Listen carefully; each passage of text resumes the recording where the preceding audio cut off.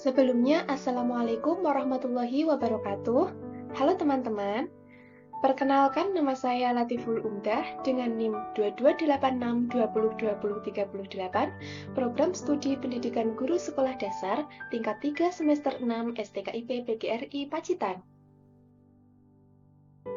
Di sini saya akan membahas materi mengenai pemecahan masalah matematika model Polya. Ini adalah pokok bahasan yang akan kita bahas pada video kali ini.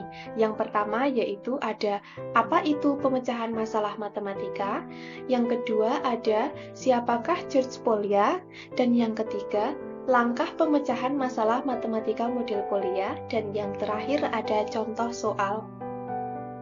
Nah, sebelumnya apa ada yang tahu apa itu pemecahan masalah matematika? Jadi, pemecahan masalah matematika merupakan pola pikir yang memerlukan pemikiran kritis, sistematis, logis, dan kreatif. Pada dasarnya, pola tersebut dapat dibina dan dikembangkan pada pembelajaran matematika. Pemecahan masalah bukan sekedar keterampilan untuk diajarkan dan digunakan dalam matematika, tetapi juga merupakan keterampilan yang akan dibawa pada masalah-masalah keseharian siswa atau situasi-situasi pembuatan keputusan. Dengan demikian, kemampuan pemecahan masalah dapat membantu seseorang dalam kehidupannya. Nah, selanjutnya, apakah ada yang tahu siapa sih Polya itu? Jadi, George Polya lahir pada tahun 1887 di Hungaria dari pasangan berdarah Yahudi, yaitu Jacob Polya dan Anna Deutsch. George Polya lulus sekolah sebenarnya pada bidang geografi dan subjek-subjek lain. Bahkan, matematika bukan bidang yang disukai olehnya. George Polya belajar matematika dan fisika karena dianjurkan oleh profesornya, dan akhirnya George menyenangi matematika. Ia menjadi cepat terkenal karena penelitiannya dan pengajarannya tentang problem solving.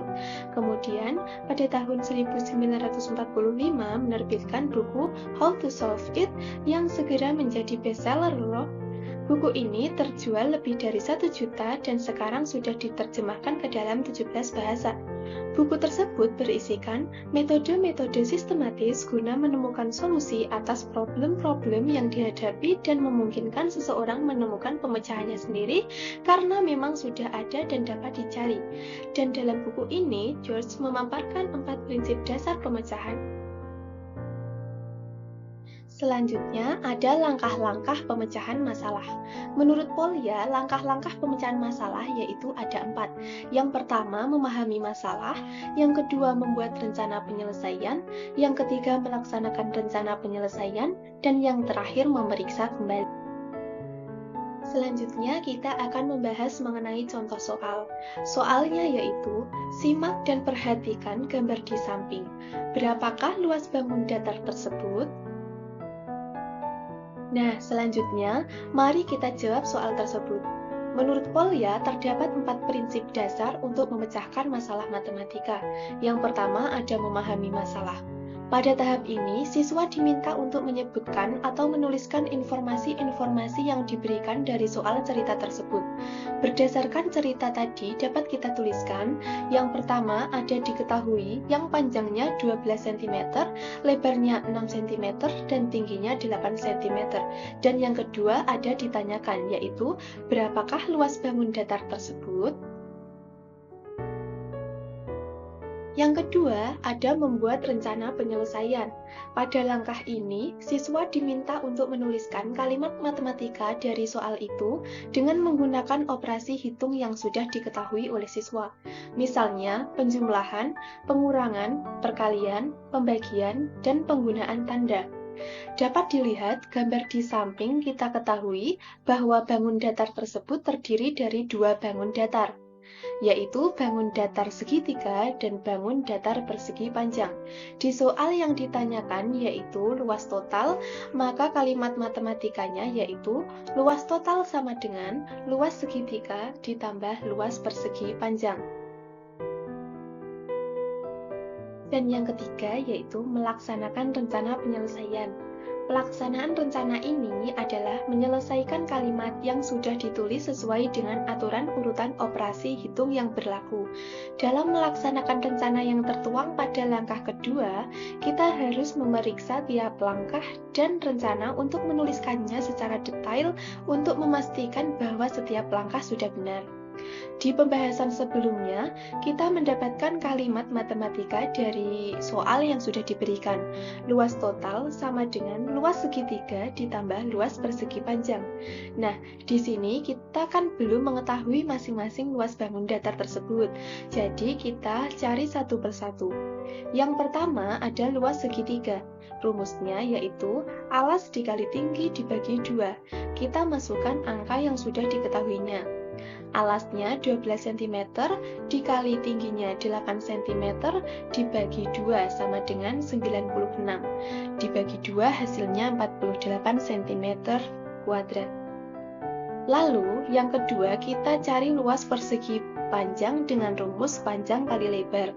Lalu masukkan angka yang sudah diketahui, yaitu panjangnya 12 cm dikali lebarnya 6 cm, maka mendapatkan hasil 72 cm kuadrat.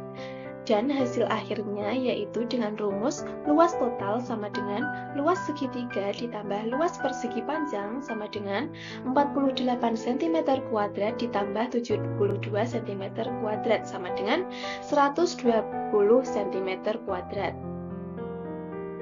Yang keempat yaitu memeriksa kembali. Pada langkah ini, siswa diharapkan dapat memeriksa kembali jawaban soal cerita dengan cara mencocokkan antara hasil jawaban dengan soal semula. Dan setelah kita hitung bersama-sama, luas bangun datar gabungan antara segitiga dan persegi panjang mendapatkan hasil total yaitu 120 cm kuadrat. Nah, ini adalah sumber referensi dari materi-materi yang sudah kita bahas.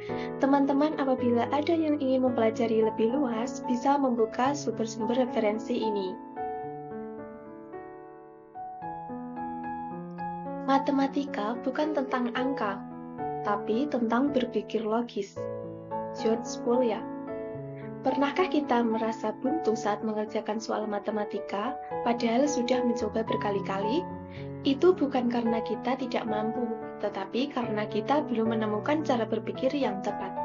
Model Polya hadir bukan sekadar untuk menyelesaikan soal, tetapi untuk mengajarkan kita bagaimana cara berpikir runtut, kreatif, dan sistematis.